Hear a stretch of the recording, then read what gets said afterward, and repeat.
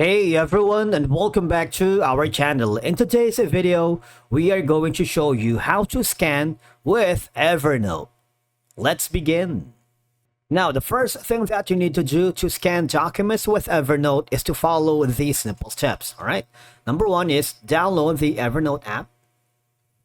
And these are going to be the platforms that you can do it. For desktop, download for Mac, or download for Windows. For mobile, you can start organized and productive by downloading the mobile app on App Store and Google Play. Or you can use the Web Clipper extension on Google Chrome, Firefox, and Safari. And then, scanning with Evernote app is a simple process that offers a lot of benefits, especially for those looking to stay organized and manage their documents effectively. All right, so now once you are logged in to your account on Evernote, if you're using the web and you open the Evernote app on your mobile device, I want you to hover to the home screen. There should be an option here that says scan. All right, now if I do that, all right, if I click the scan button right here, what will happen is it will ask me something like this, and all I have to do is allow. All right, now once the document has been scanned, all right, you would now be able to do a lot of things here. For example, you can rename the file as maybe how to scan.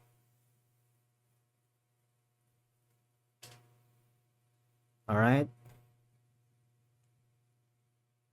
you can save it as different options here. All right, would you like to save it as a photo, a document color, black and white, post-it, or a business card? So you can do a lot of things. If you click the photo, it will be saved automatically. All right,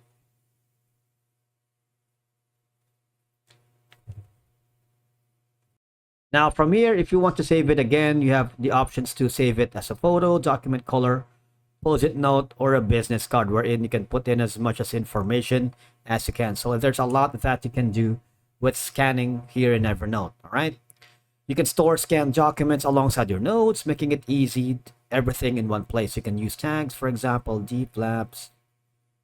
All right, title is how to scan, and click on save. What will happen is it will be saved up to your photo, saved to your photo gallery. All right, so there's a lot that you can do.